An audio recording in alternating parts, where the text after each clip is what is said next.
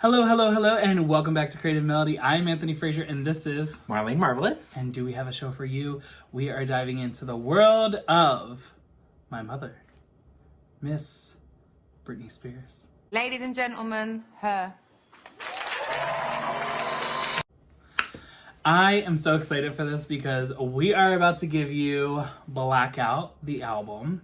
And I just want to say I'm sorry right now, but I already know the album. I've listened to the album. I'm here.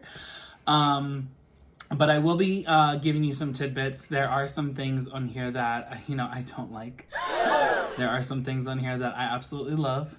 But we're going to dive into that. We're also going to give some backstory on some things. Back rolls. Some knowledge that I have kind of like in the moment of like where I was, what I was doing when things started to leak, because this entire album leaked ahead of schedule and there was a lot of chaos amongst the Britney fandom, and I am going to dive into all of it. I'm going to dive into as much as I remember. Blackout is an amazing album, and it was actually released on the 25th of October, so it is a Halloween album. There are 16 tracks we're about to get through because this is the deluxe, and we are going to go over a track that is not on here but was exclusive to Target, and that is Out of This World. So, without further ado, sit back, relax, and enjoy the show.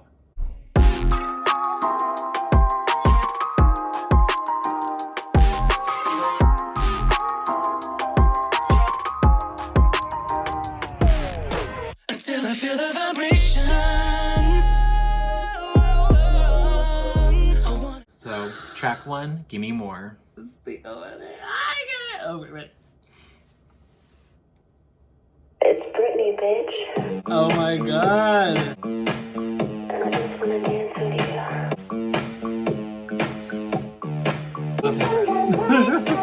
My love for you feels like no one else in the city. Gimme. Bitch, don't touch me. Chill out, okay? Chill out.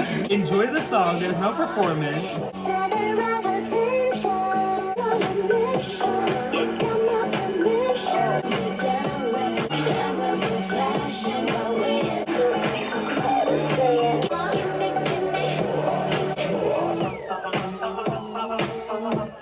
First of all, if you're gonna do the moves, do them right.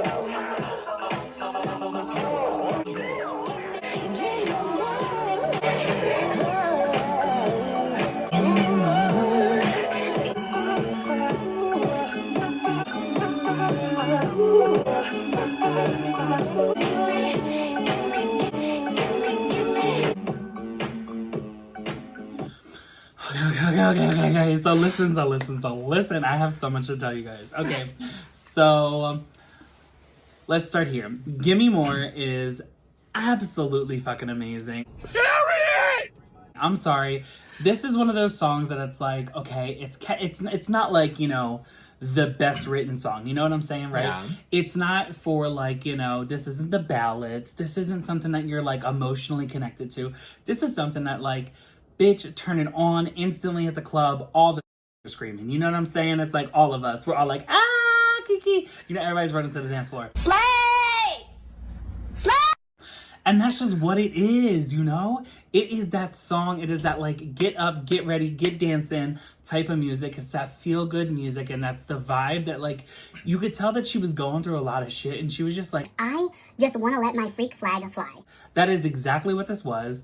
And to kick off this album with this, knowing damn well that she was already making an album with Original Doll, which got scrapped by the label, and then the lead single for this, she intended it to be either Get Back, because she has that that proclamation in the beginning of it, and then she also has Break the Ice, which was originally supposed to be for Original Doll.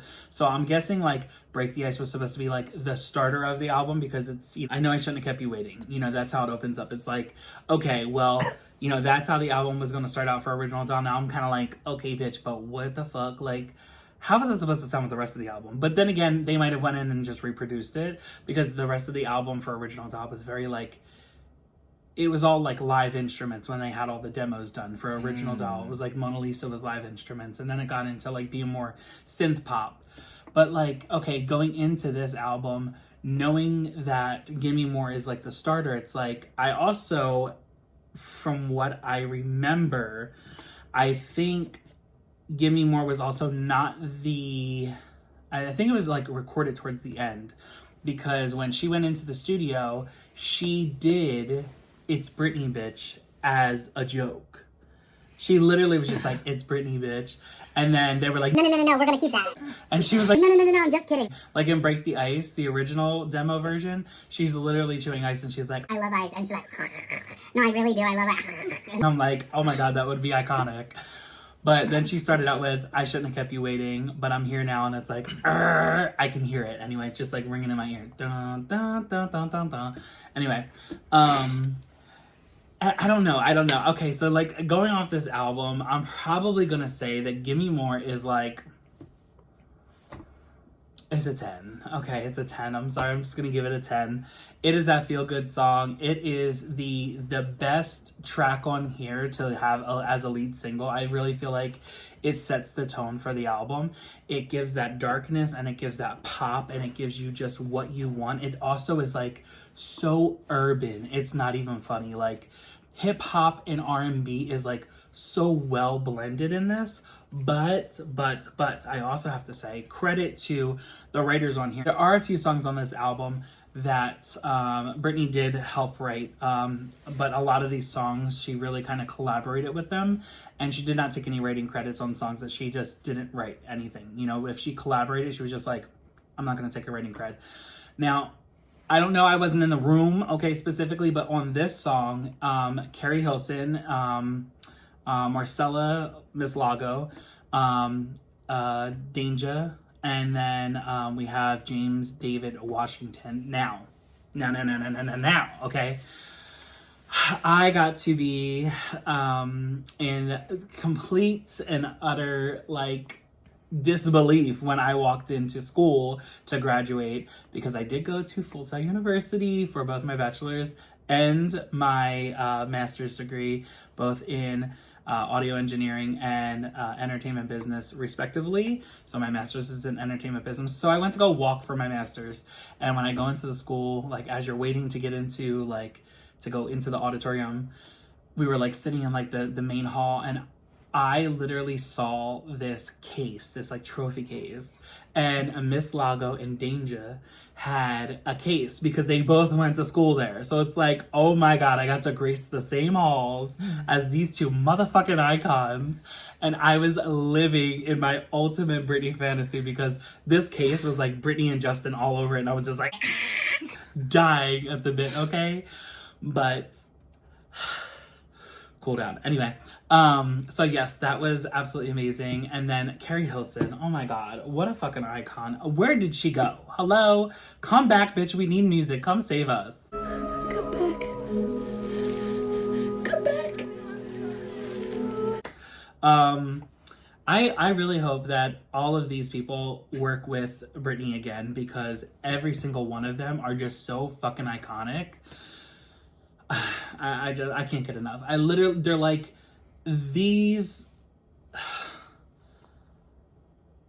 icons are like the best pairings. You know what I'm saying? Talented, brilliant, incredible, amazing, show-stopping, spectacular, never the same, totally unique, completely not ever been done before, unafraid to reference or not reference, put it in a blender, shit on it, vomit on it, eat it, give birth to it. It's like, for me, these are the best pairings, right? So these are like the, you know, God, I was gonna say his name. These are like, you know, Max Martin and Britney Spears. These are like Timberland and Justin Timberlake. These are like Timberland and Missy Elliott. These are like Red One and Lady Gaga. Or honestly, like Gaga and Fernando. Yeah. Or Garabay or whatever his name is. yeah. Garabaya or something like that.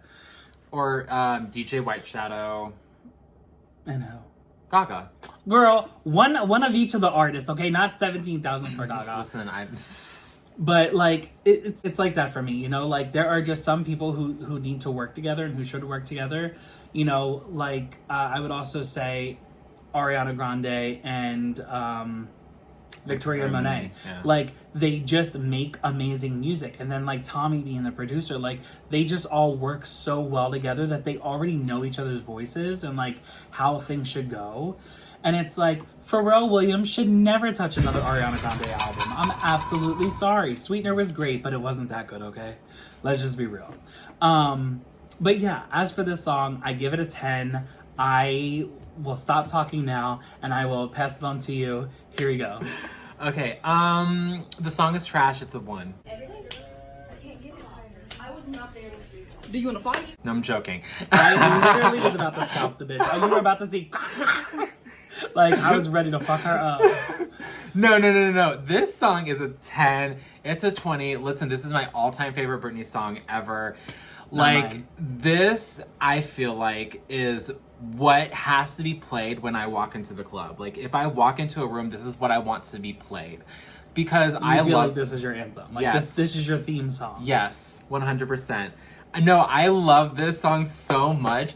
And here's the thing. You know what your theme song is? What? Gimme Gimme by Katy Perry. Ew, no. That is 100% your theme song. I will shove this computer up your ass. No, not at all. It'll fit, but... No, will not. Yes, it will. Anyway. No, okay. I remember when this song came out, and I tried... You were a hater. You know, I tried You were a so hater. hard to deny it. I was like... Because at that time, I was very, like, homophobic with myself. And I was very, like, in denial of who I was. But he loves Gaga, though. No, this came Catch out... that one. No. When did this come out? A year before Gaga's first album. Yeah. So, but that was the thing, Lo. Like, at that time, for me, it was hard to, like, you know, process my sexuality. So, like, no, it was. You were a raging... What do you mean it was hard to process your sexuality? Listen. Listen. I mean... Bitch, this is what you became. Are you I kidding know. me? I know. That's the irony of it all. But I'm just... All you bitches that are going to church and Catholic school, watch out, because this could be you tomorrow. For real. Although, ironically, I was never religious. My family was never really religious, and they didn't even force religion on me. I never went to church, ever. This is going to literally tell them that this is why you came out to be who you are. For real. No, but the thing is, like, for me, at that time, I was so in denial of who I was. And having to, like, I remember hearing the song for the very first time. I was like, because it's so weird. Like, I remember, like, Britney, Oops, I Did It Again, right? I was like, oh, like, you know, I love that. And then, like, over the years, I heard the things that was going on with Britney from what the media was trying to, you know, portray her as and trying to, you know, show us, you know, what they wanted her to be like. And I had this, like, preconceived notion of, like, what she is and what she was going through. And so I didn't really, like, and then obviously, again, like, the things that I was going through internally. So my thing was, I really wasn't liking the song, and I was trying to be like, oh, it's whatever, I guess. Yeah, it's fine. But the truth was... Dying inside. Yes, no, I loved it. Seething. On the inside, I was living for it. It was like, I wanted to... Every time the song plays, she was like... Yeah, no. Backbreaking and everything. No, like, this song would play in the car, and I would just be like... Yeah, I mean, it's okay, I guess. But, yeah, on the inside, I was living for it, you know? This is a great song. It's a 10 out of 10. Great way to even fucking start an album. Like, I don't know. I love it. I mean, and to every songwriter that wrote this, like... Slay mama. Yeah, no, for real, like, please work with Britney again. Like, No, every literally. single one of you. And when you do, please don't let it be like a 2-minute song. I don't need no 2-minute song. I need... This was 4 minutes and 11 seconds. Exactly. We keep it around that area, like, around that time frame, if not even a little bit longer. Yeah, why not? Britney don't be doing the 5-minute songs. We ain't got no time for that. She has a sweet spot, you know? Alright, so we're on to our next song, and this is going to be Piece of Me, track 2. The second single. Yes, the second single. Let's go into this.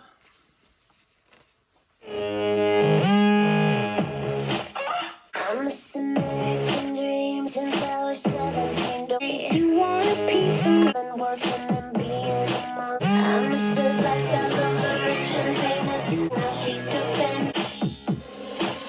I'm Roxy who's flipping me off. Hopes likely to get on the TV for sure he's not for real. Are you This is extra, extra. I'm this American dream.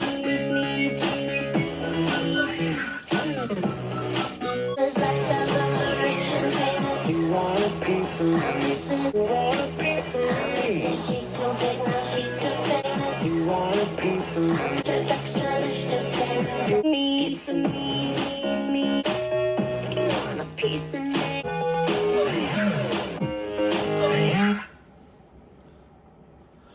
Okay, so again, an amazing song. Absolutely love it. I will say, it's funny, a little backstory on this. This is the first time Britney actually like references herself in a song. Britney never wanted to do that before. She was very much like, not going to mention my name, not going to do anything. I want it to be more relatable to people and people can relate to it and it's not like so personal. But this was written by Robin. Gonna give the gays everything they want. And very fitting. You can actually hear Robin's vocals in the background. So yeah, Robin was a writer on this. I absolutely love this song. What's so funny is that I remember listening to this album because it leaked, okay? It leaked like a couple weeks in advance. And to date, this is the biggest selling album, like streams wise, for the leak ever in history. Like millions of leaks, okay? Millions of streams on these leaks that have happened. And so many songs came out. There was like Kiss You All Over. There was all these songs. I think there was like 3 songs on here that we did not get. But a lot of these songs had other titles. Like they weren't listed as their actual title. But Gimme More and Piece of Me were. Radar was. I think the Break the Ice was called... I think it was still Break the Ice. Heaven on Earth. Get Naked, I Got a Plan was actually called I Got a Plan. Hot as Ice was called Cold as Fire. Perfect Lover was a different name. But there was a lot of songs that were like under different names and they actually changed the titles. Because literally, I think out of this entire album, there was like 2 songs that weren't released. So, yeah, but we have like 30 tracks, you know, and we like listened to them. And they were all the demos. I absolutely was crying hysterically because it was so good. And I was like, this is everything to me. But then the video came out and I remember the video, so iconic. I was like, okay, she's not giving. She's really like trying to like hold back and like do this whole like, I'm just gonna give what every other pop star is giving at this time, like mediocre. And still the bitch fucking slayed. I was still like, how the fuck can you be iconic? And still give a great goddamn music video. And it just be like, hello, Jessica Simpson could never. But besides all that, again, I would give this a 10. Absolutely love this song. Such a good bop. It's got 3 music videos if you don't know, the international version, the uncensored version, and then it's also got the American version. The uncensored version shows her ass when she says derriere. Are you serious? Not what it looks Right like. in front of my salad? But yeah, it's all cute. And then Britney came up with the choreography on her own because, you know, she's iconic like that. Hello. It's a 10 for me. I love this song. Yeah, no, okay, it's so funny to have to hear that she did not want to reference herself, but I'm like, but that's fine because I feel like this song to me is such a middle finger to like the press, you know, the public, you know, people that have like really been doubting her and really have been like hating on her and putting her down, right? Mm-hmm. And it just feels like there's a personality in here, and that's what I love the most about this. Like, it's just so like, you know, I'm gonna talk my shit. Like, it's such like a bitch. Yeah, it's like a what? Diss track, bitch track. I think it's a diss track to the public and the paparazzi and everybody that like doubted her. Yeah, you know, it was kind of like, this is the more aggressive take on Overprotected. Yeah, in my eyes, because Overprotected was originally meant for Oops, I Did It Again. It wasn't meant for the Britney album, but it was saved for the Britney album. But it's just so funny. Like, oh, and I can't wait to get to that album because I can't wait to tell you the actual title of it. The album of Oops, I Did It Again was supposed to be something else. It wasn't even supposed to be called Oops, I Did It Again. Can you imagine? But yeah. So what'd you rate it? No, I said 10. 10, okay. Yeah, no, I mean, like, production, amazing, vocals amazing, lyrics amazing, like, you know, and it's so funny too because it's like, vocally, like, I feel like she's even like, she kind of is going like this more, a little bit robotic. Oh, 100%, you know what I mean? Yeah. But it's funny Very because... playing with the auto-tune. Yes, and it's funny because, like, you wouldn't think that, like, such a song would be so catchy and would sound too much, but it's not at all. And I think especially at that time of when this album was released and when all these songs were coming out, it was so different and so new and fresh that it really, like... And I mean, listen, I'm pretty sure I'm going to repeat this, like, over and over and over again, and even Anthony's probably going to say it too. But, like, this, like, literally is what shifted the music industry and completely changed, like, you know, the way that people look at music and, like, produce music now. So, yeah, I mean, like, it's not anything crazy, but still, it's just this, like, it's such a new approach. Again, at the time, it was such a new, but I mean, even now, it still sounds fresh. You know what I mean? It still sounds like something you would hear. Classic. Yeah, like timeless. Exactly. It sounds like something you would still hear now, and it's like, I don't know. I love it. Like, it's such a great song. These, like, for the way that you open up the album with these first two songs, it's just so crazy. You know what I mean? Like, I honestly think that this and In the Zone are probably one of the perfectly placed track lists ever in anyone's catalog. I'm like, I could literally go through this, and I mean, I could do it with any Britney Spears album, but I can go through and pinpoint every single song that is coming up. Like 100%. I already know what's about to come next. So, like, I'm not even like, I sometimes quiz my friends on it too. I'm like, what's track 5 of Oops, I Did It Again? Yeah, he does. But I could not tell you. Don't let me be the last to know. Oh. Anyway, Gay! But yeah, so it's just like, you know, I don't know. This, touching base onto what you said, I agree 100%. There are so many artists after this album came out that were just like, this album is such a staple, it's such a blueprint for what music is shifting to and where it should be going. Yeah. Rihanna even said it as well. Like, she was interviewed right after and they were like, oh, how do you feel about Britney's new album? And she was like, oh my god, I fucking love Britney's new album. It's Euro pop. It's like, it's that like club music. It's everything that it needs to be. She's like, I love that fucking album. She's like, and I'll be listening to it, and so will everybody else in the future. Like, it's that album that, like, you know. What do you listen to when you're just chilling out? Well, recently I just got Britney's new album, and what do you think? I like it. I like it. It's very European. Yeah. It's very pop and it's funky. Just all the songs make you want to move. Yeah. There's no boring songs on it. It's just good groove.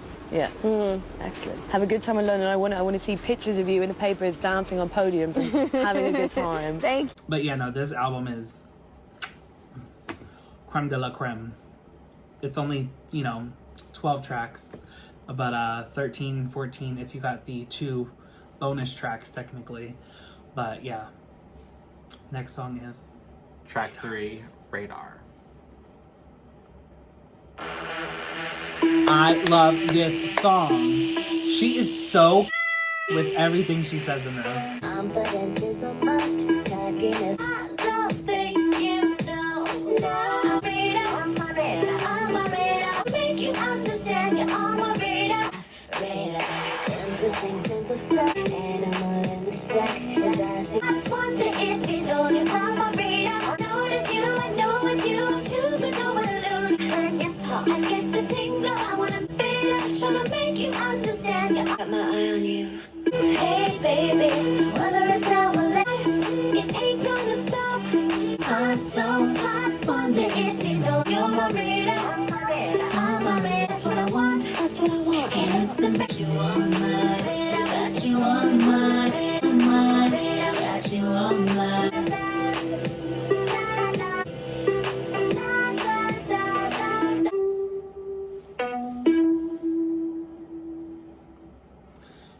I just say?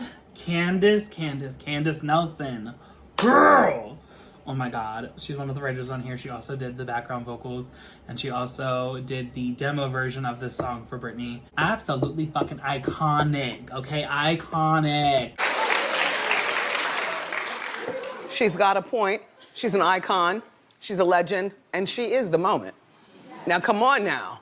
Another song, like, literally, she opens this album with not one, not two, not three, not four. Yes, four. 4 bangers, because Heaven on Earth, girl. And Junior, I know you're gonna hate me, but girl, I'm sorry. Heaven on Earth and me just have a little bit of an issue. Anyway, Radar. This was produced by Bloodshy and Avon. Oh my god. 2 producers. If I ever get to work with any producers in my life, Max Martin, Bloodshy and Avon. Girl, I was about to say his name again. Jesus help. Dark Child, Timberland, Max Martin, DJ Tiesto, Esther Dean, Timberland, Tricky Stewart, Danger Hills, Fernando Garab, whatever the fuck his name is, Justin Timberlake, Britney Spears, Missy Elliott, Bloodshy and Avon, Sean Garrett, Miss Lago, Rami, Red One. I mean, the list goes on, girl. The list could go on and on and on. And that is just for producers, okay? That's not even like writers and everything. But it's just like iconic. Like, how the fuck, first of all, what's so funny is that when I was younger, I used to babysit my nieces and nephews and my cousins and shit. And my one cousin, Alexis, she was really, really young at the time, and I used to go over and babysit her all the time. And my Aunt Kim, she kind of doesn't like Britney because I'm so annoying about Britney. And so she's like, okay, Anthony, whatever. She is very much Mariah Carey, okay? She is like Mariah all day long. That is her icon. And I remember I was over her house and I was like, you know what? I'm going to teach Alexis all of the Britney songs. And so I would put Alexis on my shoulders and I would dance in this mirror with Alexis. And she was like, I don't know, fucking like a couple months old, okay? Like, and literally I was just like moving and shaking her and she was having so much fun, even up until she got older. And my aunt's like, Anthony, what's that song that you're always playing? Operator, operator, operator. I was like, On My Radar, girl. It's not operator. What are you talking about? But she was like, she had such a good time with it. We got to see it for the circus tour because I went to the circus tour, but my mom and my aunt used to work at the Wachovia Stadium at the time. So they were up in the suites and they were like listening to the music and they were like, literally, it's every fucking album, every single song that you played. She sang every single thing that you play all the time. And I'm like, yeah, we're missing some songs, but yes. Again, I'm gonna have to give this a 10. Like, I absolutely love this album, and I really feel like these first 4 songs are just fucking bangers. Like, literally bangers, every single one of them. But I will say, though, out of these 3, it's not my favorite off of the album. I'll probably tell you my favorite when it comes up. Okay. But as for you... Yeah. I'm actually gonna give this song a 9. Okay. I don't know, I guess it's slowly growing on me. When I first listened to this song, I didn't really care for it as much, and I guess being around you kind of helped me find more of an appreciation for it. You better. You fucking better. Yeah, no, I mean, I don't know. I guess, like, there's something about the chorus, though.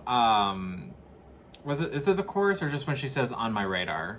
That's the chorus. That's the outro of the chorus. Yeah, I don't know. There's something about it that just kind of...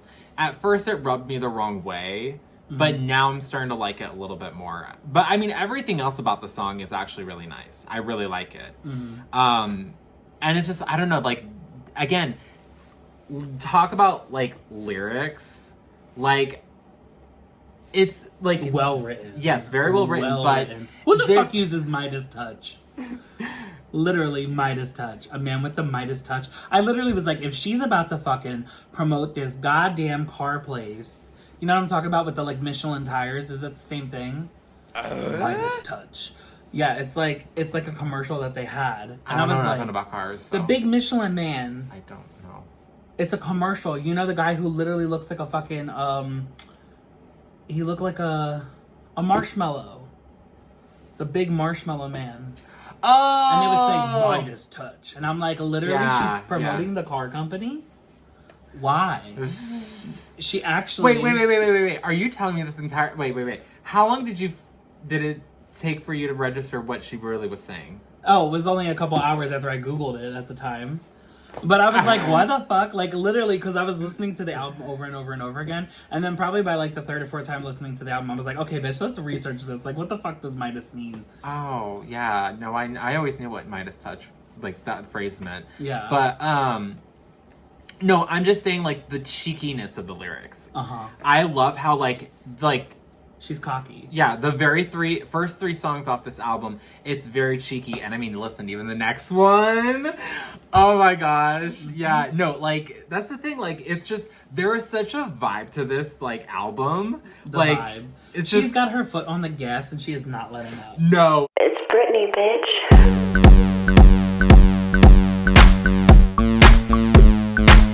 Bitches are not breathing. Yeah, no, she is like, she does Dance not... floor, like... For real, she does not care what's in front of her. She is just pedal to the metal, full throttle, watching that fucking speed meter go up. I completely forgot what that word was called. But the speedometer go up, and this Speedometer. Speedometer. I'm telling you, I don't know about anything about cars, so we get it now. But yeah, she doesn't even know how to pump gas. No, I don't. You're gonna have to show me how it works. Absolutely not. Absolutely not. Yeah, no. I would run out of my seat first. I mean, it's still a good song. Now I'm just like, you know what? Maybe I kind of want to perform it. Maybe. We'll see. We'll see what happens in the future. Maybe we should stop listening to the album so you don't perform anything. What? I've already performed like half this album. I mean, it's an iconic album. Everybody should be performing it. For real though.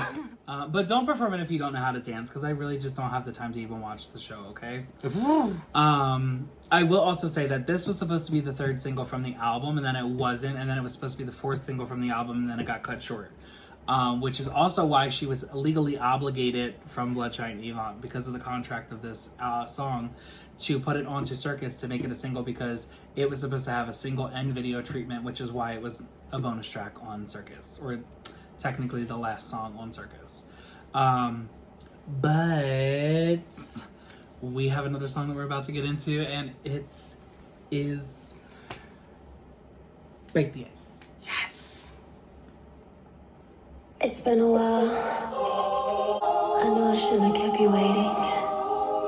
I'm here now. I know it's thinking about how you sit spinning like a hurricane. I can't get enough, so let me get it up. Looks like what I'm saying. Allow me to get. By the way, this performance in Vegas was everything. Oh, I bet.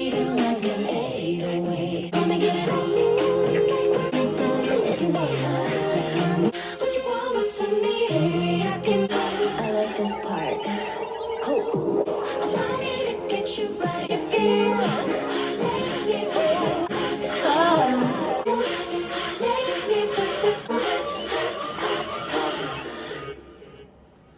Okay, let me just tell you, at this point in the album, if I was ever going to make an executive change, because I would. After this song, I would immediately put Kiss You All Over. Or right before this song, I would put Kiss You All Over. It was a track that was leaked that never got to go onto an album. And I'm so upset because we only got like the demo version of it. We didn't even get the full produced version of it. But oh my God, would she just have continued keeping the fucking gas pedal down, okay? Like literally, Kiss You All Over could have been it. But Break the Ice, again, 10. I'm so sorry. Call me biased all you want. Throw my name all around in the comments. Say how much you want to drag me because I'm a Britney fan. I don't care. If you hate this album, just know it's the only album of hers that is in the Rock and Roll Hall of Fame, number 1. Number 2, she should have got a goddamn Grammy for it, and she executive produced the entire album as well with Danger. So, suck my dick, okay, bitch? Oh my God. Time and place. That's all I gotta say. This album is fucking iconic, and I It's a reason why it's the pop Bible, okay? It's a reason. It's the reason. This is, and I'm not going to put it on the same line as it, right? But I'm just saying, like, it's funny how a lot of my favorite artists, like Michael Jackson and Britney Spears and Justin Timberlake, like, I feel like their best, most iconic albums aren't for a couple albums in. And it's like, for Britney's, it was In the Zone for me. And then Blackout came and I was like, wait, hold on, bitch. Hold on. I got 2 kids that I got to take care of. And one is about to be the redheaded stepchild. You know what I'm saying? Like, I don't know who is who. And I was like, torn. Because then I'm like, I hate the first album. And then it's like, I love Oops, I Did It Again because, like, I love nostalgia. But then it's like, third album, I don't know. But, like, these were like, frickin' frack. These were my, child 1, child 2, both glories of God. And then Glory came along and it just completed the Holy Trinity. But there's a reason why this is the Bible. There's a reason. And what's so sad is that I swear to you, I know how Britney was feeling. Like, I literally feel like I was in the room with them. Like I was a fly on the wall. She probably came in, no fucks given, and gave whatever she wanted. And I literally would have just lived. I'd have been like, bitch, 26, just walking in the building like, I don't give a fuck. I am Britney fucking Spears. 1 Grammy under my belt. 1 million Vienna. Like, come on now. Iconic performance left and right. She didn't give a fuck about nobody. She said, who the fuck owns the building? Don't care. Who pays the electric? Me, bitch. And then she went in and she said, I'm gonna queef on this mic and that is gonna be it. And they fucking said, remixed it, put it out, and it was a fucking hit, #1. Disgusting! You know what I'm saying? Like, it's just, we need Britney to come back and save us. We literally need her to come back and save us. 10. It's a fucking 10. This is like my second favorite song off this album. I love this song so much. I love performing it. It's like one of my favorite songs to perform. One of my favorite Britney songs to perform too. But yeah, it is just the attitude. You know what I mean? Like, it's just it like, literally is. It really is. That's just what sells this song so much. Because it's like, it's such a, like 4 tracks in, and you can hear the 180 that Britney has and like, her mentality and her attitude. You know what I mean? Like, it was this like, I mean, okay. In the Zone was kind of like her growing up, you know what I mean? But like still being like, but like that was my coming of age music. Okay, don't even. No. So you know what I'm saying? It's like it's about like it's that growing up into her comfort. Yes, stepping into who she was as a woman. Yeah, it was growing up from like childhood to womanhood. Like it's things are getting a little bit. I would say that's like Britney. I would say, well, yeah, In the Zone is more like finding your sexuality and who you are, and being comfortable in your space as who you are as like an adult, But this is full on. This is bad bitch. Yeah, no, this is definitely like the next step, and that's what just makes it so amazing. But it's like the lyrics, I'm sorry, but the lyrics on this song, it's just so clever. And like what's even like, I remember even like reading a thing like an article or something like "Break the Ice" is basically a Shakespeare quote.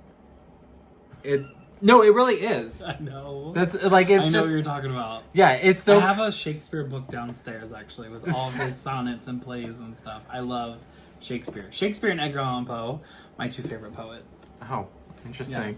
Yes. Lyrically, this is such a great song. Production is amazing. She did such a great job with her vocals and how she presented it. I know what on this channel we've like talked about like. People like Taylor and Katie and comparing them to like Ari and Billie. Ari and Billie are definitely like more of the vocalists, whereas Taylor and Katie are not. And I mean, like, Taylor, I know her one little thing. You are going to get so much hate for that comment. Taylor, I'm going to start off the comments down below.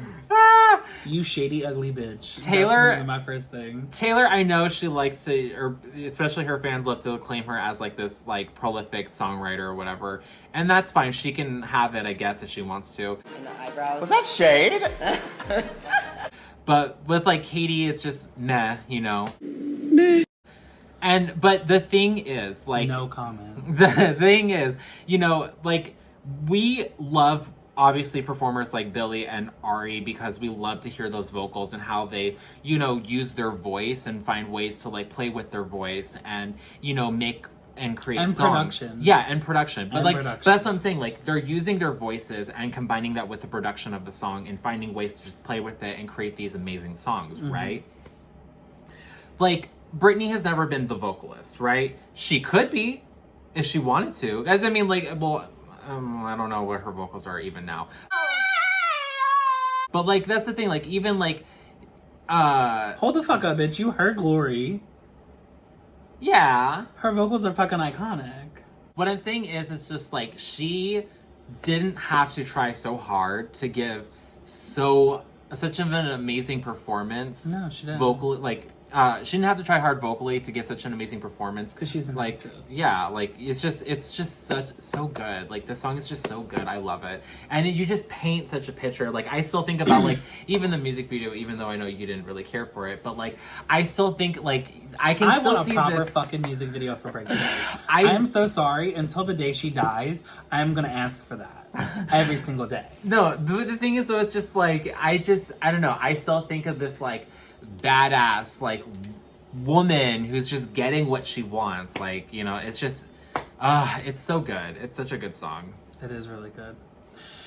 And next, we take a little bit of a break, so we're gonna skip over track number 5. No, I'm kidding. We're gonna play track number 5 and let's dive into it. It is Heaven on Earth. Touch, your taste, your breath, your lips, you're fine. You're heaven on earth. Yes, your perfect skin.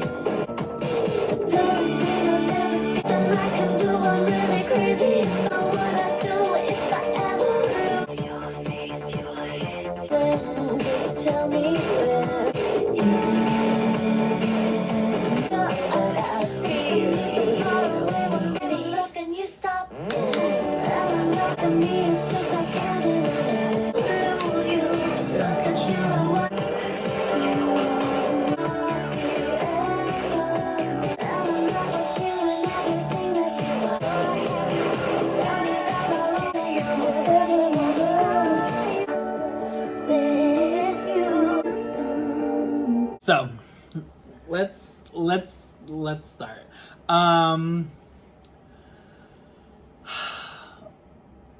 I feel like, okay, within the zone, she has like this way of like kind of taking a break, like easing down, you know what I'm saying? Like, okay.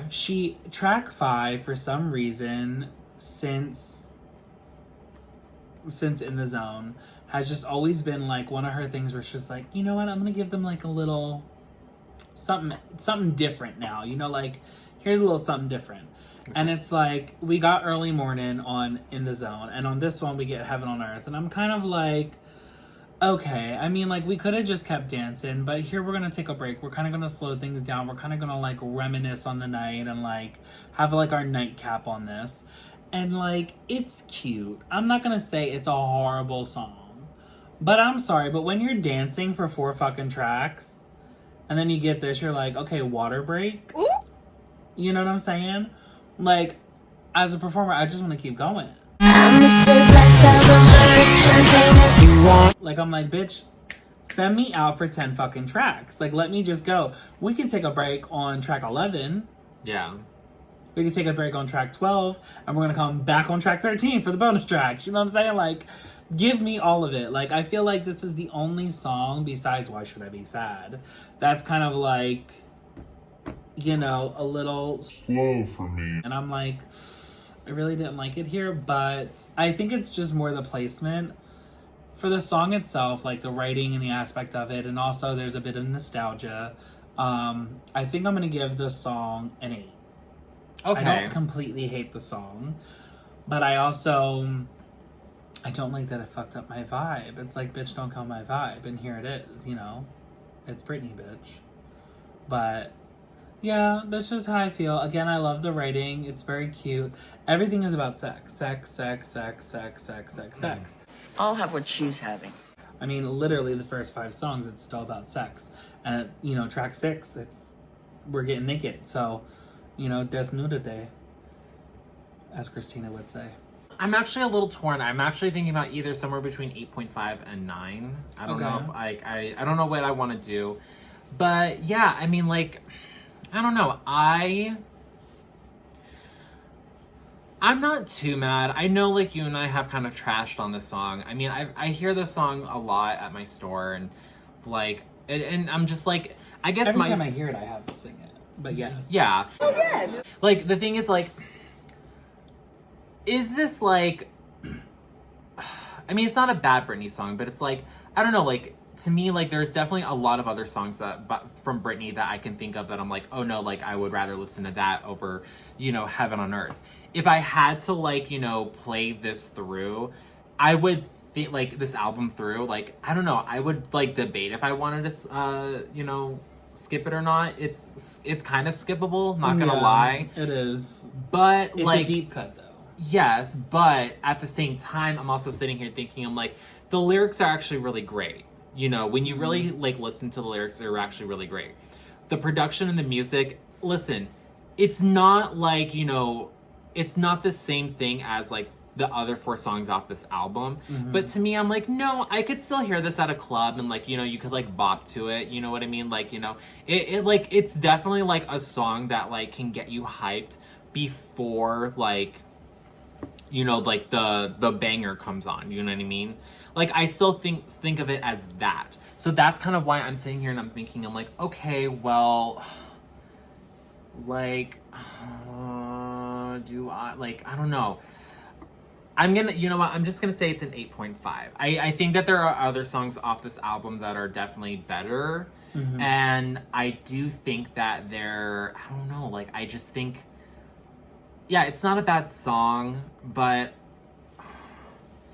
it's just not, like, really my cup of tea. I don't want to sit here and say that this is, like, the weakest song off the album just yet. Because there's another song off of this album I don't really care for. But, yeah, I don't know. I think it's fine.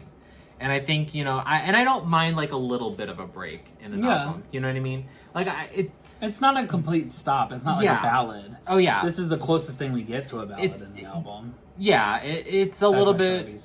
It's the probably the slower mid-tempo song off this album. It's the slowest mid-tempo song off this album is what I'll say. But in terms of, like, the vibe, it definitely doesn't stop and end the vibe here in the album. It's still, like, it still keeps the flow, I would say. Yeah, it's lowers it a little bit, but not, like, distastefully, you know? So, but I mean, listen, this next song... Right.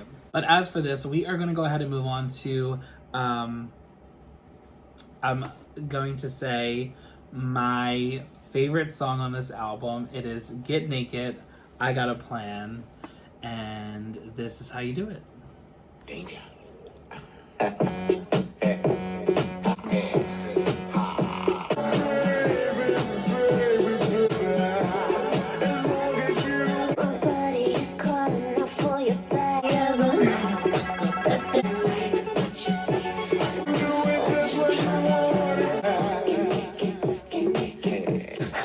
Ashamed of my understand that you're my own free.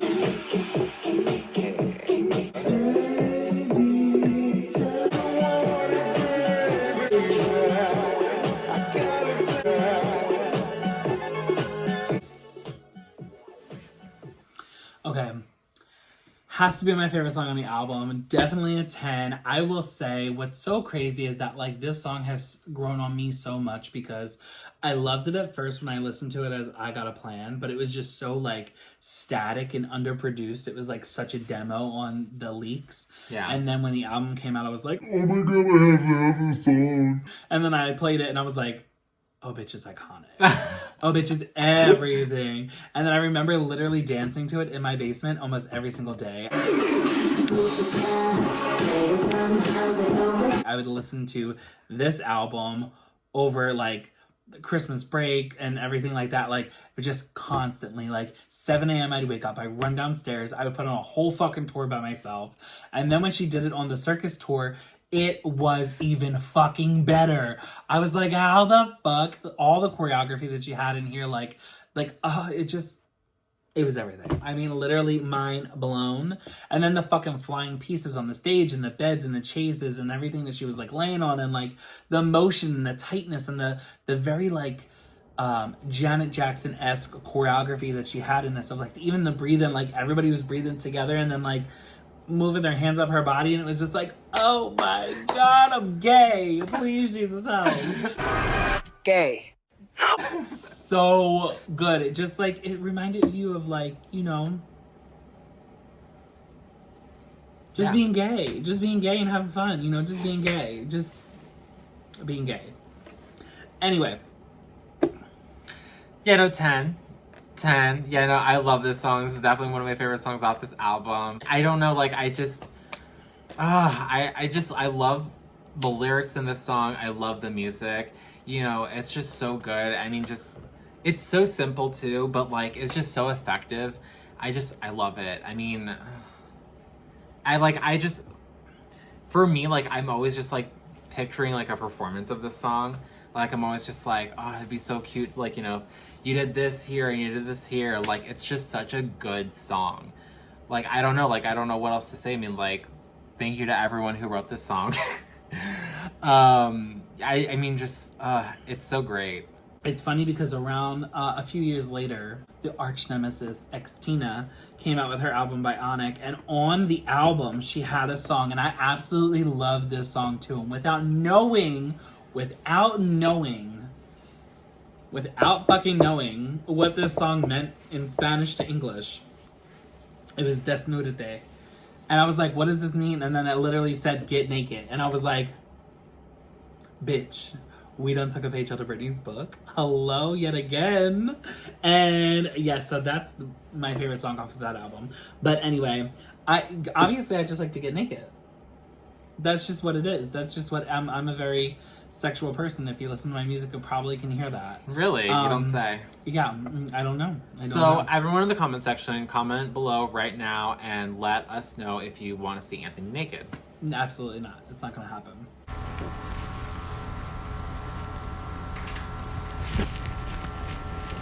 But, you know, please, I don't even want to see that. But anyway, we are moving on to the next song, Freakshow, which finally we get a track written by Britney, and here we go. 10 p.m. to 4, and I can't take, I'm about to show my ass, snatch that boy. We can get on more. It's crazy now, let's make up like that. Wanna be crazy with you, doing how we do. Freak show, we can give them. Me and my girls want to get it on. Make it up, freak show, make it up. Again, another motherfucking 10. I cannot. Absolutely amazing. 10s across the board. 10s across the board. It's like, girl, if we didn't have track 5, we'd still be on a roll, you know what I'm saying? Yeah. Like, anyway, I can't keep hating on track 5. There we go. What do you say? No, it's a 10. It's a 10. I mean, like, okay, what is it? So, I remember, like, around, what was it, like 2010, 2012, 13, 14, something like that. I think 2014 is probably the end of it, but, like, there was such a big, like, thing for, like, dubstep, right? And a lot of people credit this song and Britney for kind of, like, bringing that into the light and bringing that, like, more to the forefront. Thank you for acknowledging that I invented it. Because, like, I mean, it's been around. Like, I want to say, like, possibly late 90s, early 2000s. That's when dubstep had been around. Mm-hmm. But, like, then you have someone like Britney who, like, kind of took the genre and, like, you know, put it more pedal to the metal, you know, and, like, now, like, even, what is it, like, from what it's the genre of music has become now. It's like, and I think, yeah, like I would say still to this day, people still credit like this song for kind of like bringing that to the light. It's just like, again, like this album really just pushed a lot of things, and it's just so amazing. Way and it's ahead like of its time. And like to know that like, you know, Britney wrote this, like it's still insane. Like lyrically, like it's just so like, again, this album is just so clever. Clever girl. Like lyrically, like it's just so clever. Like the lyrics are just so like, you know, it just flows so well. It's like butter. Yeah. It really is. I will also say in this, so it's funny because some of the same songwriters on this with Britney are the same songwriters that were on the original Doll album and like hired to, you know, write and stuff like that. What I find is funny though is that I feel like, and I could be all wet, right? But I feel like Freakshow was intended for original Doll. And the reason why I say, or it was written during that same time between 2003 to, you know, 2007 when this came out. Well, obviously it was written between that time, but I think it was more earlier in the stages of this album because it really feels like there's a connection between this song and Peep Show. She does have a song called Peep Show that was intended for original Doll. And if you hear the two of them together, it kind of is like, Peep Show is more like the like naughty version. It's more like very sexy, very R&B. And it's like, this is more like that like upbeat, you know, like more like pop slay version. Yeah. But I just feel like, you know, maybe these were intended to be like back to back on the album, or they were to, you know, meant to be polar opposites. There's also this thing that this album was intended to be a 2-disc album called Wolf Eyes and Black Dice because she was doing a lot of things in Vegas. And, you know, there was supposed to be like 10 tracks on one side, 10 tracks on the other side, and this was supposed to be like a dual album. And then that got scrapped, and then she came out with the title Blackout.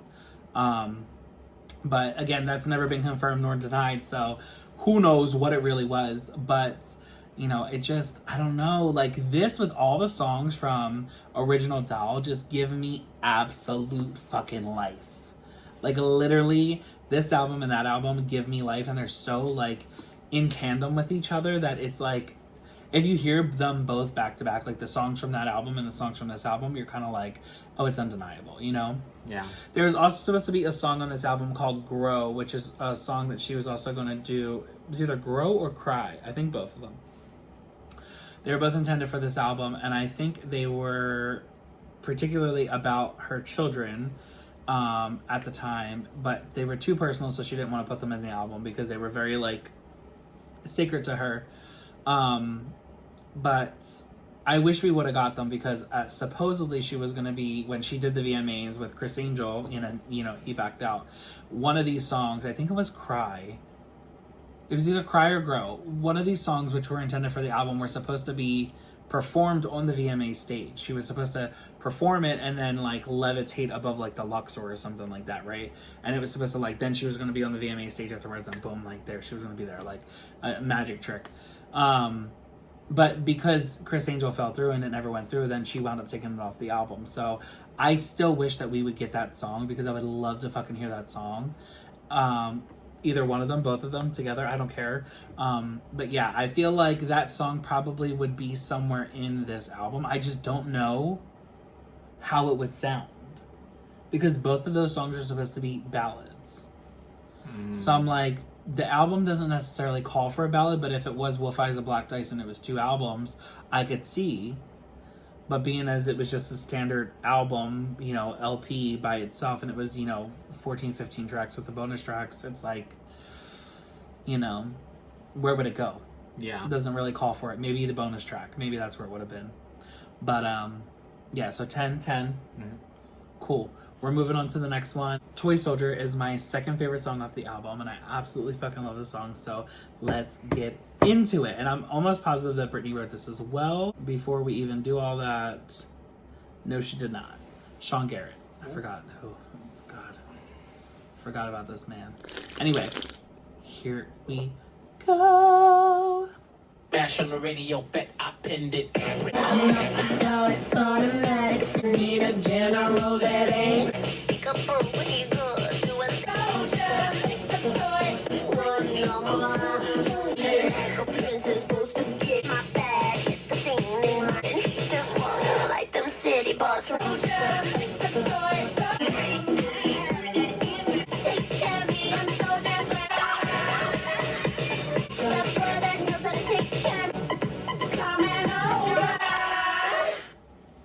Oh my god, iconic. Again, I'm gonna give it a 10. I literally, okay, listen. R&B Britney is that bitch, okay? Why we're not getting a whole motherfucking album of R&B Britney is beyond me. But bitch, hello.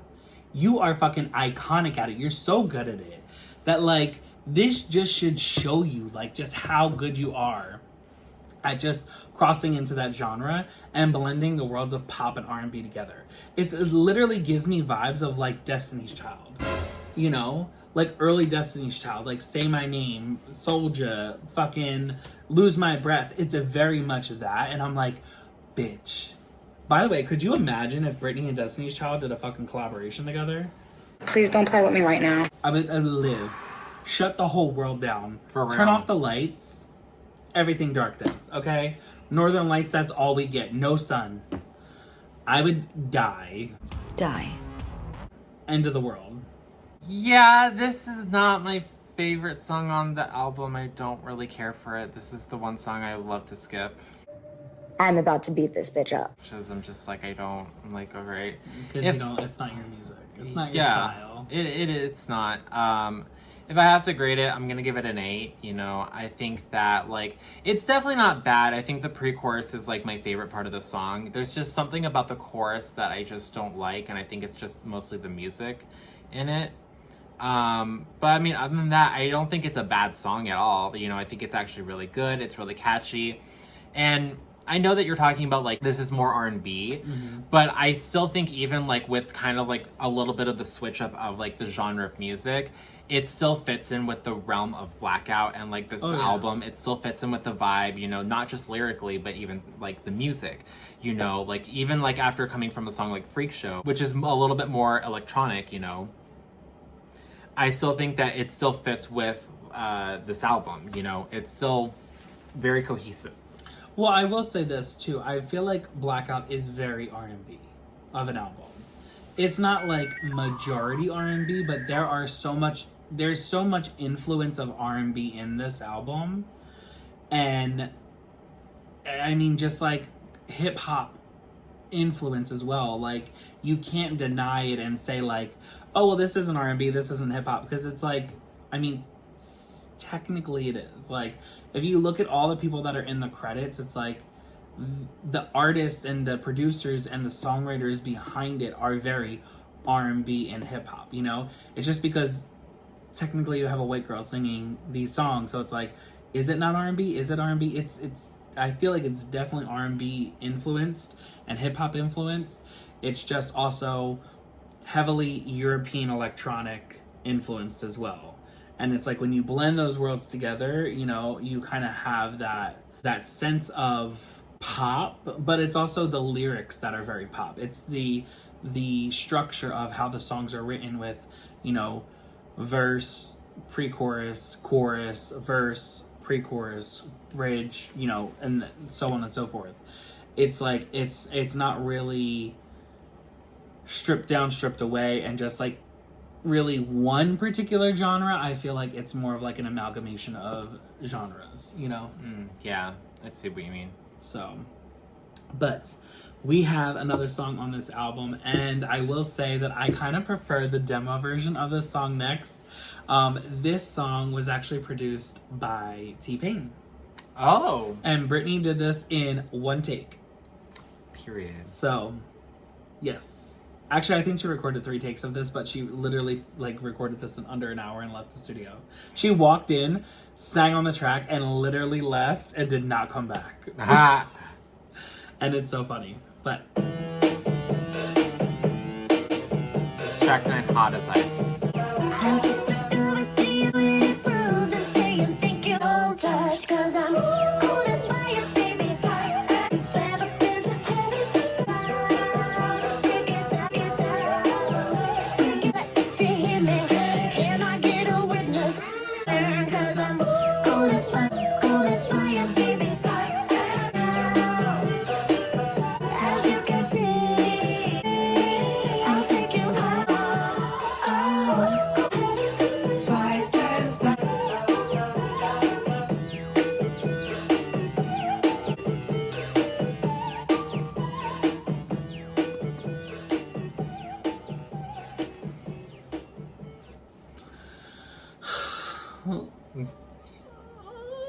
of 10. I just cannot.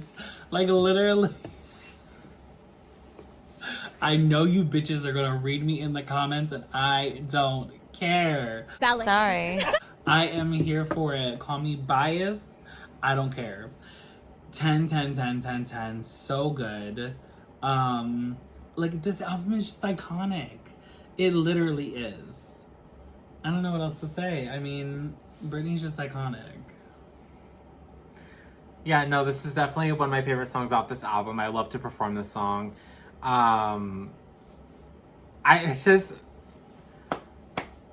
there is something about this song that just, like, it's a scratch to the brain. You know what I mean? Mm-hmm. Like, it's just like you're scratching, like, an itch that you have on your brain. Like, that's just what it feels like. It just, I don't know. I love it. I love, like, I love the way that she, like, has the harmonies in the bridge. Uh-huh. I don't know what it is, but, like, it's just, it sounds so good. I don't know. Yeah, I don't know what else to say about this. Like, I mean, and, like, okay, ironically, it was, like, I didn't really care for, like, Toy Soldier because it has kind of, like, more of the R&B sound to it, but then I love a song like Hot as Ice, and I feel like that's also pretty R&B. Yeah. Which is just ironic. I don't know. It's just, I feel like there's just, like, it just depends on how the song is, like, you know, produced and written, all that. But even, like, I don't know, this, it's a little bit more pop, but still, it's just like, oh, I love this. Yeah. The next song on here is Ooh Ooh Baby. And let's go ahead and hear it. I love her laugh. It's so cute. I have an appetite for my face. Just disappears. I'm alive, I can feel you on my tummy. I'll be fast. I'm in a trance. Your voice is like music. Oh, baby, touch up on me. I'll be up. You don't even have to talk. Baby, baby, baby, that's the oxygen I need.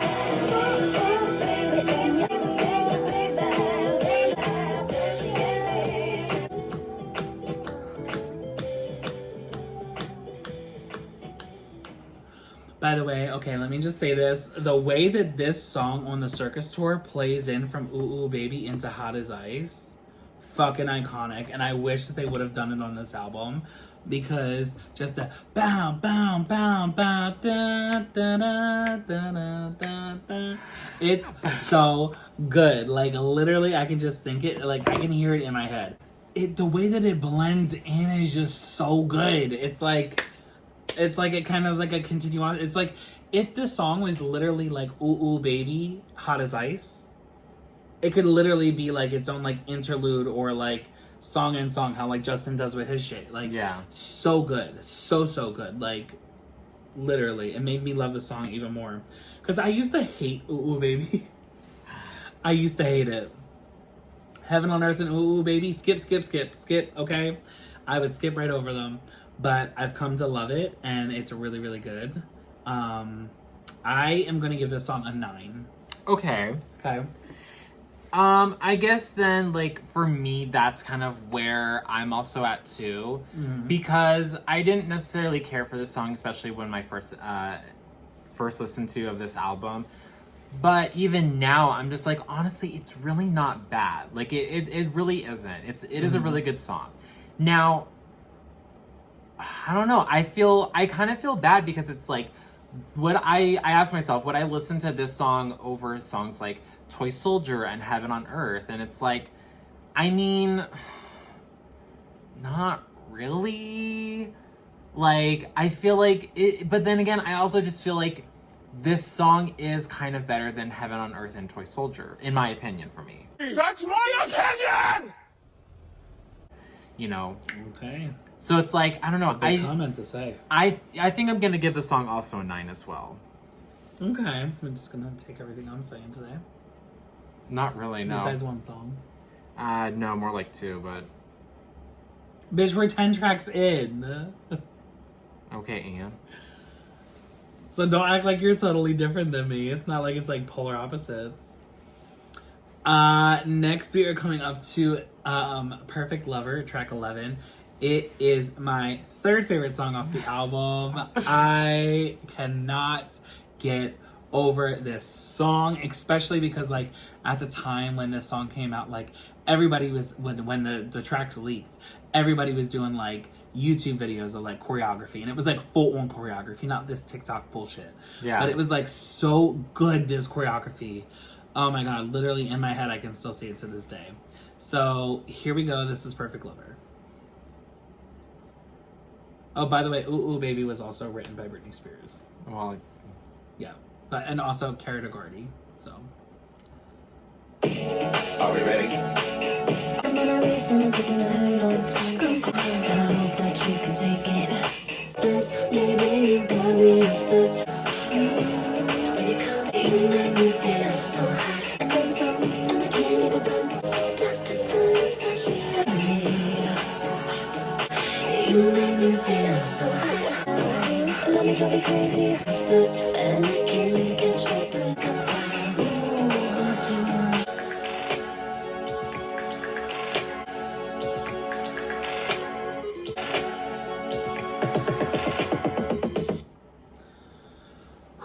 Okay. So let me just say there's a couple of things I want to bring up about this. I, again, 10. Sorry. Call me biased. I don't care. I love this song. It's so clever. It's so catchy. I love everyone who wrote on this song. Absolutely amazing. Again, Miss Lago, Danger, Carrie Hilson, James David Washington, Jay Washington, like, Jay Washington and James David, same person. But it's just like, it's just so clever how they did it, because I don't even know if you can catch what happened in that song.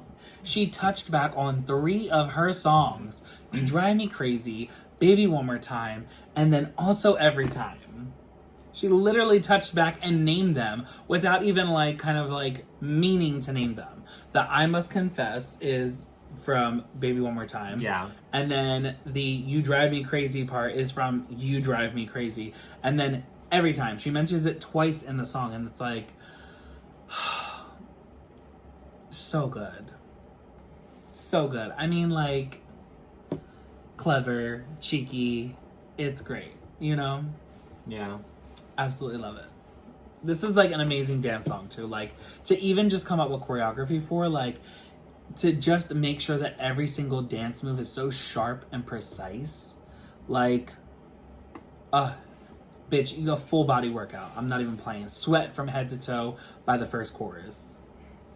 No, I really do like this song.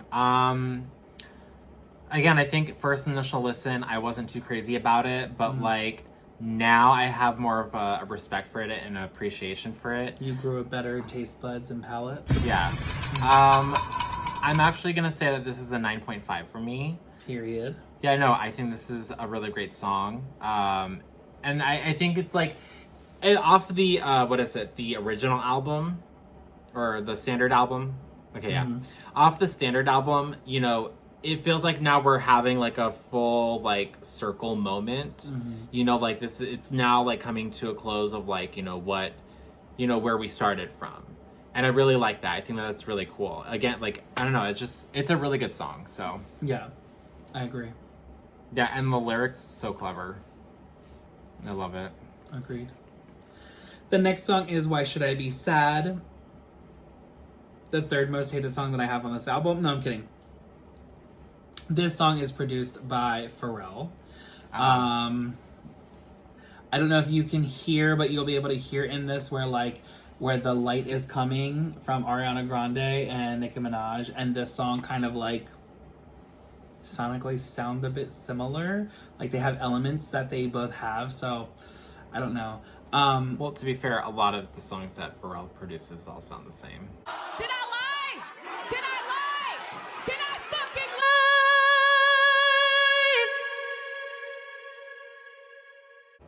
Very true. But I mean, neither this song nor The Light Is Coming sound like I'm a Slave for You. And a lot of the songs off of that album were done by Pharrell and Chad Hugo. Wonder what happened. He got too big for his britches, I think. But I do like this song because I feel like it is very personal to Britney without being personally written by Britney, if that makes any sense. Again, it's kind of like Piece of Me, you know?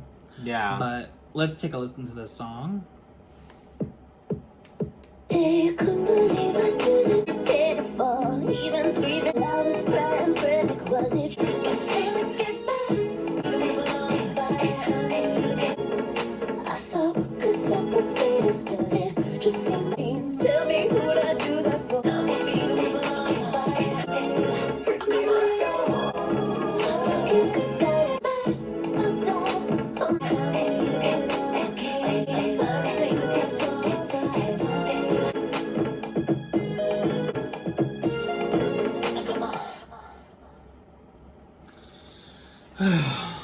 This song has so much to unpack.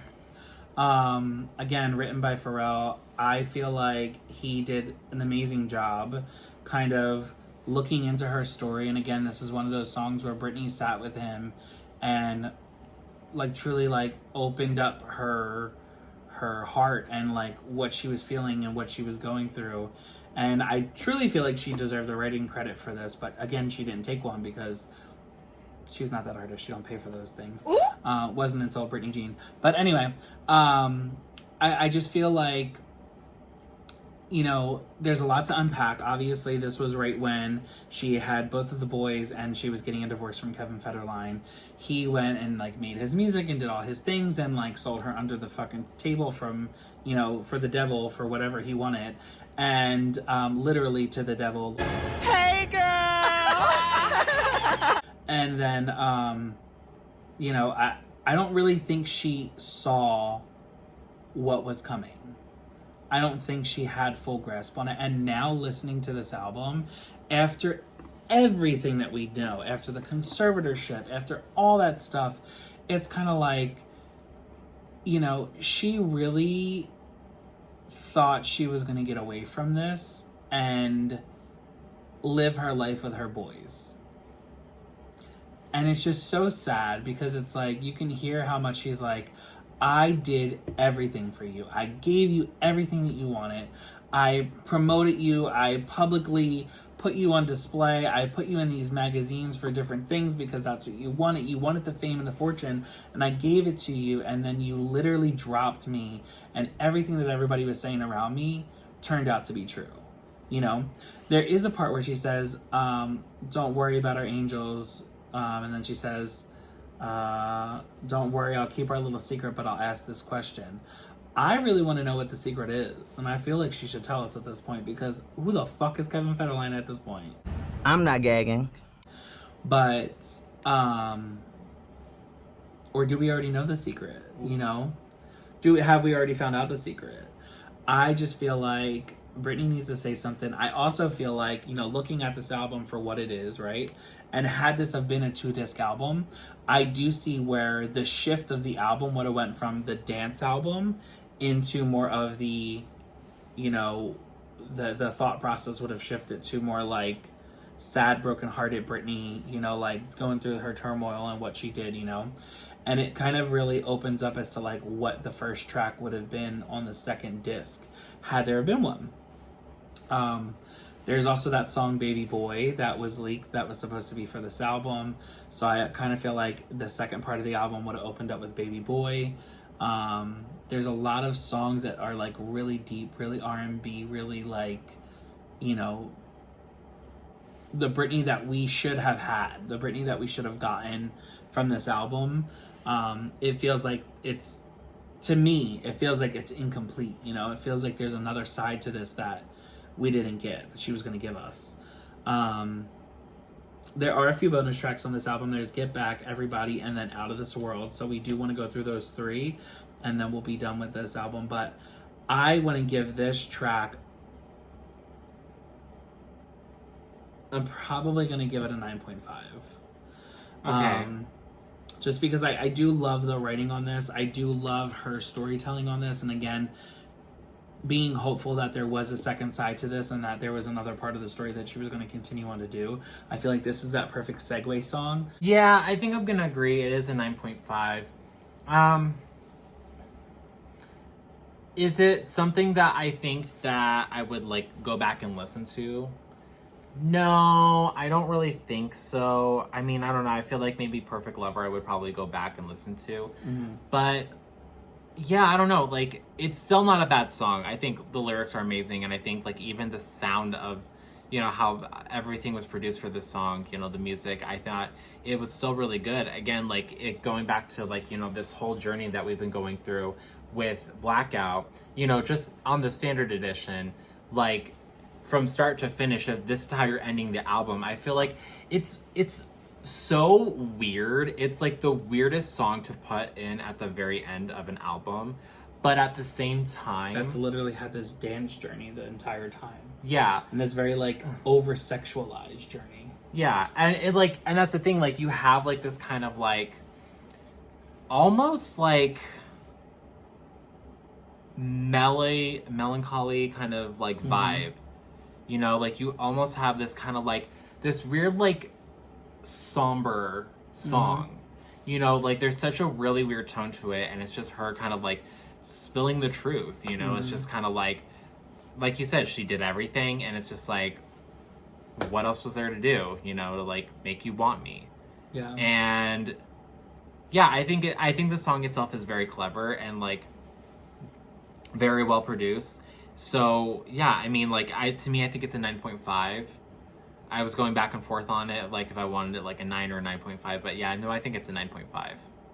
I also feel like had things not have turned for the worse with the conservatorship, and had Britney not been put under the restraints that she was put under, and also had the songs not leaked so early with Blackout and all the extra songs that were like left over, I do feel like we would have, if we didn't get the 2-disc album, we would have definitely got the second half of the album when Circus was supposed to come out, you know what I'm saying? Like the following year, we would have got the second half of the album, and it probably would have either been like Blackout or Whiteout. Like she probably would have given like that other half, like the yin and the yang. Yeah. Because I feel like this album is just all the bangers in the world. Like it's just everything so good, so well packaged that like there had to have been another side to this. This just feels incomplete, you know? Yeah. And like even hearing the bonus tracks, like knowing the bonus tracks and knowing the unreleased songs, it's kind of like, I feel like there was so much more to the story that she wanted to tell, and it was just like,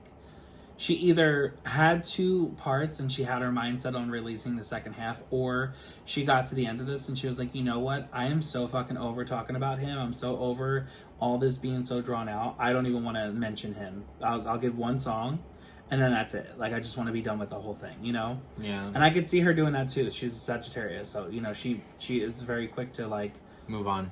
Well, not quick to move on, but like quick to just like go from being sad and unhappy to like burn a bitch down, you know what I'm saying? Like, yeah, she's very quick to turn on that I don't give a fuck about you anymore and I really hate your guts. I don't need friends, they disappoint me. So which, you know, listen, I'd have fist fought his ass. I'd have fist fought him, because to hear what the fuck, she literally was like, and don't you worry about our angels. They'll get good guidance and be trained well. She had no idea this conservatorship was coming. She had no idea that he was about to literally... She had no idea that he was literally about to control her life for the next fucking 18 years. And have control over these kids. And that things were going to pan out the way that they did. I think somebody Everything trying else, to set me up. I believe that. So, my heart breaks for her. Listening to this song and now knowing what the fuck she's been through, like... Yeah. Sad. Who knew? By Pink. Literally. But the next song on this is going to be Out of This World. I'm going to do Out of This World first because technically it was originally the first track, 13. And then we are going to move on to Everybody. And again, I really prefer the demo of this. Sadly. But anyway.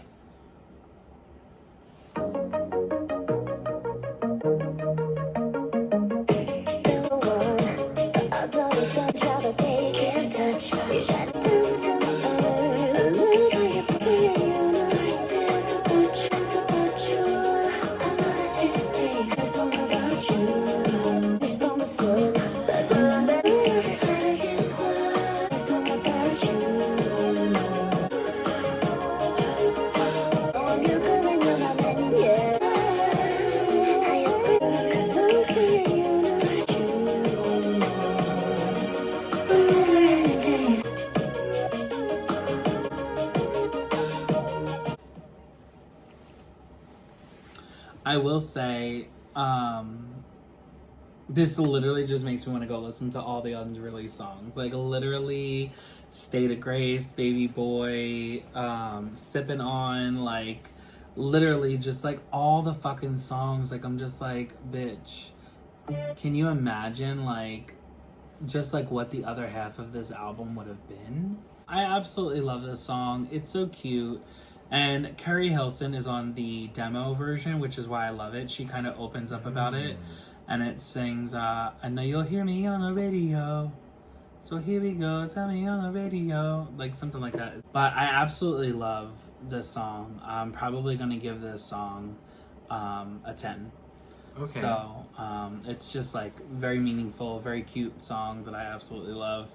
And I also love the lyrics. I feel like we kind of get a very, like, ambient Britney. We get a very, like, you know, even though we've been through heartache and pain, even though we just danced our ass off for an hour, you know, I'm still a hopeless romantic at the end of the day. Yeah. And I just love the storytelling behind that song. I just feel like her vocals as well with the high falsetto, it's like, the head voice, her head voice is just so beautiful. Actually, this is the first time I ever heard this song, so...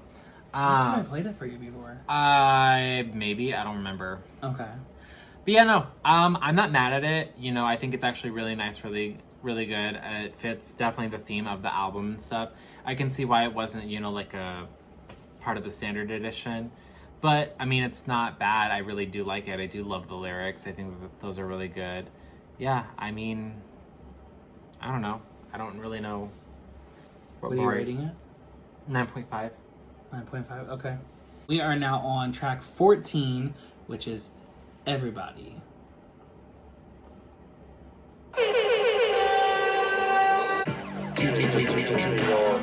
I'm ferocious, me with your energy. Even it's got a woman, it's a minute this, yeah. To feel the sending next to so bad, rolling. It's a minute this, yeah. Wild stuff, that shit. Your boots, even not a still. You're taking in with every little thing I see.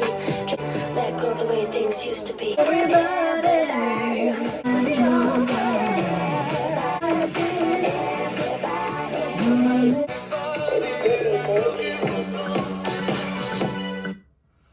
That's playing it way too early. Yeah, I was like, what? That's a mess up on Apple's part. Sorry about that. I absolutely love this song. Even though, okay, I'm gonna be honest, like, Jonathan J.R. Rotman kind of annoys me. He also annoyed me when he was around Britney a lot for this fucking album because they did a lot of songs together. I think they did like 5 or 6. But I also find it very funny that, like, there's a lot of songs that Britney wrote for this album and Britney wrote for Original Doll, and she did not use them. She wound up, like, really, like, sitting back and being like, I'm gonna take myself out of this equation and say, what's best for the album? Yeah. And I feel like that's amazing to do as an artist because some artists don't give a fuck and they'll give you 22 songs that they all had a chance in writing and they don't care what it sounds like, Christina Aguilera. But, you know, here we go. We have somebody who's, like, willing to pay attention and be like, hey, you know, what's best for the album? What's going to sell? What's going to do well? You know what I'm saying? Yeah. And she really, like, even the way that she sings a song, like, there's a lot of more, like, I would say the way that her, like, staccato is and the melody choices, the blending and how she actually sings the song, the arrangement of it, it's like, it's done very, very well. Almost to the point of, like, some would say rapping. You know what I'm saying? Yes. And I love how she takes that on. Like, even the way that, like, I'm reading the lyrics and, like, going through it and I'm like, she done said that shit real fucking fast. I didn't even know what the fuck she was saying originally. You know what I'm saying? Like, I forgot that word was in there and this and that. So it was like, I don't know, just really, like, kind of cool to, like, go back and listen to the song when I haven't listened to it in probably, like, 6 months. It's been a couple months, but, yeah, I love this song. I'm probably going to give it a 10. Okay. Yeah, I agree. 10. Yeah. Honestly, it's my favorite bonus track off the album. Oh, period. Yeah, no, I love it. I love finishing the album with this song, so it's like, You know, I live. There's one more bonus track, but... Well, yes, but like... You don't acknowledge it. No, it's not that I don't acknowledge it. It's just that it's before everybody. So, like, I'm usually like... And I'm usually like, by the time that I get to like Hot as Ice, I'm like, all right, let's just jump to everybody. Well, it's technically after everybody. I don't know why it's before everybody on this one, but this is technically track 16. Oh, okay. Well, 15. But yeah. On the Japanese version, it's track 16. No, it's track 15, yeah. On the Japanese. And then Paul Oakland is track 16 with the Gimme More remix. But yes, so let's get into our last song on the album. It is called Get Back, which was, you know, in my opinion, listening to this song, I really feel like this was supposed to be the first single. And there are some rumors because at the time when this album was coming out, I was very much into making sure that I got everything before everybody else. There is a promotional single that was put out for this, for labels and DJs and stuff like that to kind of like play at the clubs and shit.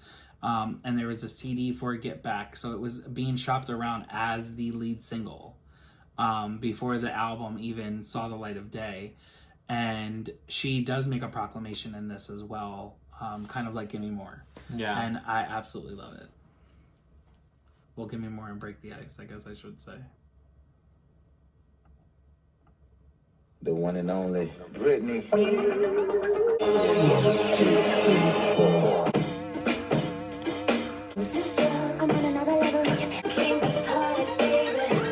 Get back, get back, get back. You better like it when you do it like that. I was at the bar, we just spin a little low. This is how I'm moving to the beat. Get back, get back, get back. If you can't take it back, come get it. 1, 2, 3, 4.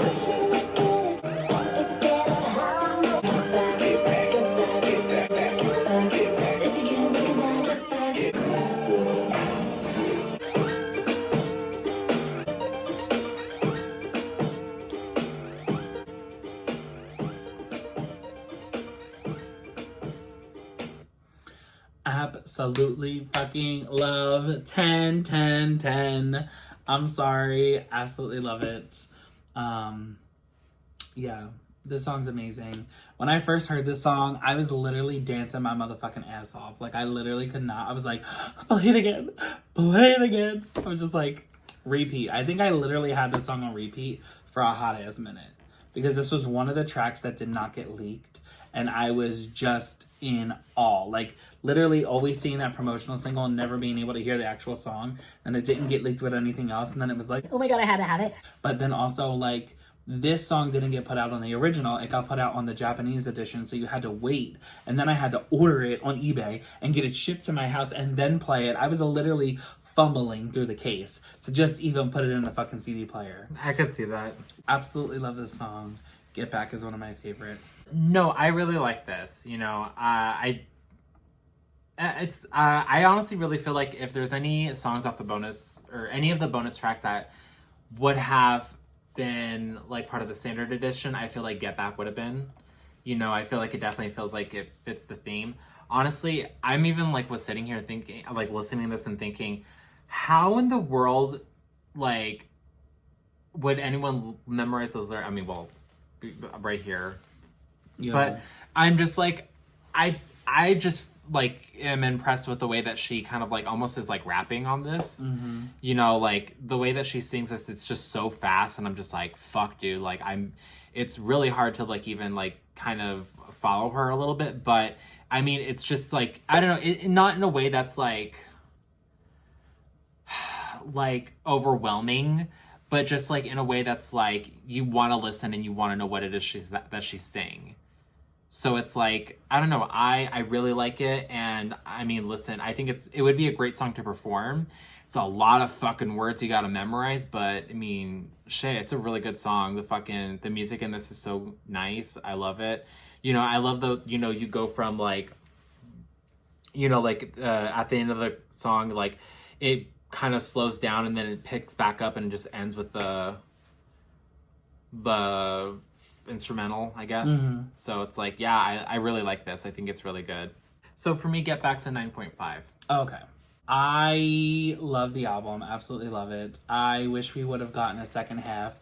I do see, though, like, afterwards, like, in hindsight, looking back on this album, it's like, you know, would you follow it up with a sequel? Would it have been just as iconic? Who knows? Would you have put it out as 2-disc? Who knows?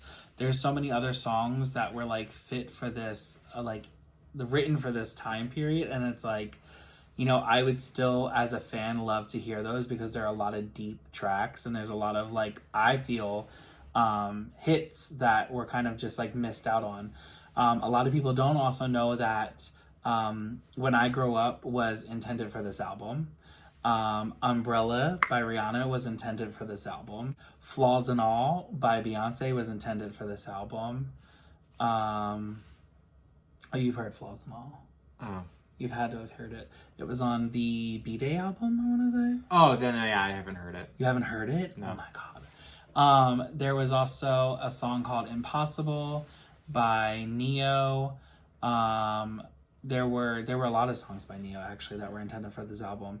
And it's just like kind of like listening to that and like hearing the songs that like almost made it and didn't make it and like could have been on this album and like what they could have sounded like and what she chose, like it seemed like what she chose was just very particular for this album, whether it be the first half or just the full thing.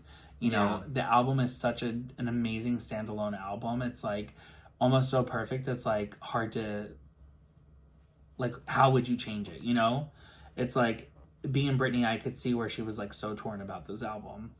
But I absolutely love it. And I love that like the label wasn't 100% behind this at the time. And Britney was all in for it. And again, it's like her best work of art. It's so underrated. And it's the only album of hers that is in the Rock and Roll Hall of Fame. She has 2 diamond albums. I think that there's actually 4 diamond albums, but you know, I'm not the RIAA, but here we are, missing some sales. But anyway, she has 2 diamond albums, and neither of those in the Rock and Roll Hall of Fame, but this one, you know, is.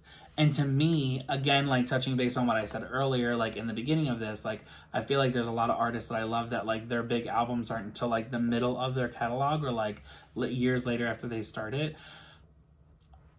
I'm not going to say that it is it. I wouldn't necessarily put this on the same scale of, but I would say that in Britney's catalog, this would be like her Thriller. Got it. Okay. You know what I'm saying? Yeah. I'm not saying it is Thriller. Don't come for me, bitch. But I'm saying it's on that level of like her catalog wise. It's her Thriller. You know, it's like the most underrated album and like has the most fucking hits off of it. I feel like I think from what I remember, Michael Jackson's album was 9 tracks long for Thriller, and almost every single song, I think but one was a single. If I can, I think there was 8 singles off that album.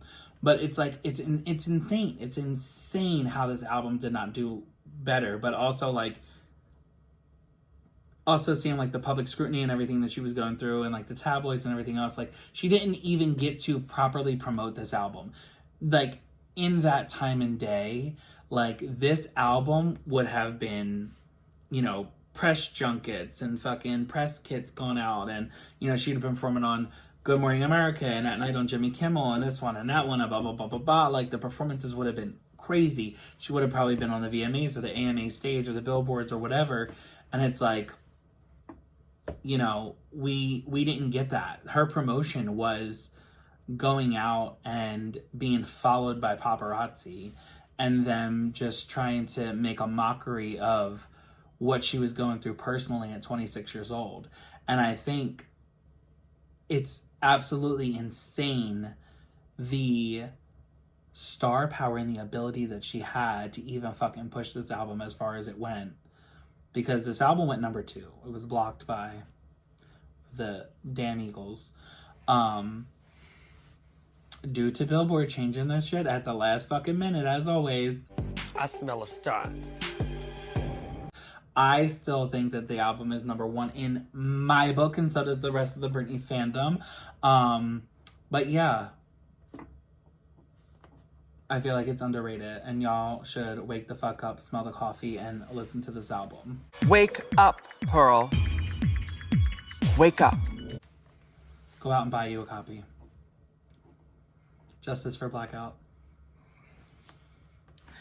Yeah, I mean, I know we said it before.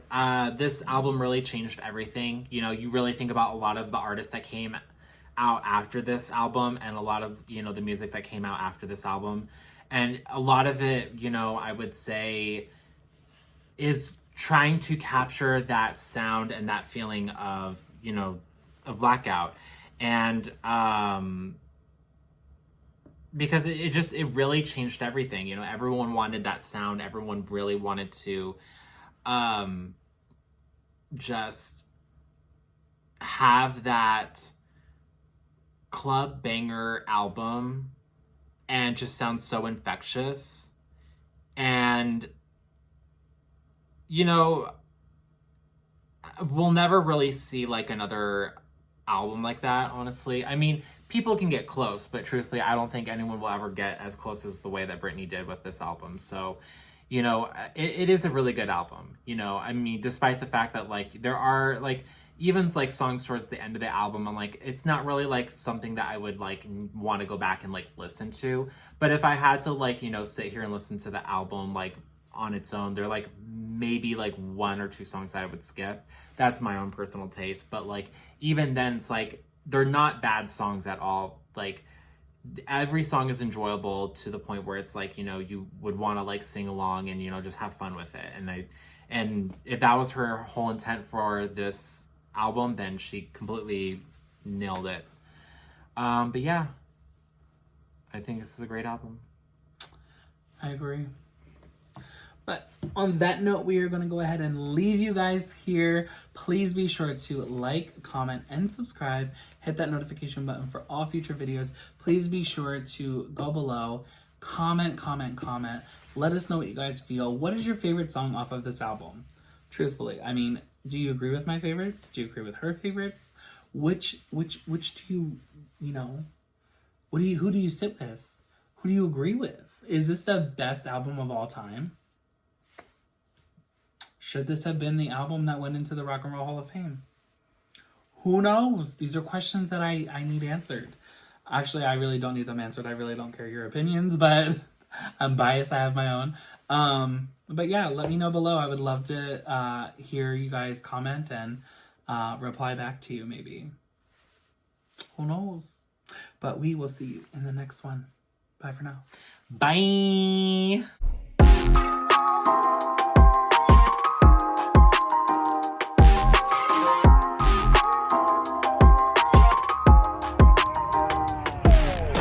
Until I feel the vibrations. Hey guys, thanks for watching our video. Be sure to keep watching. There's plenty more videos to go through. Plenty more. Go check it out right now.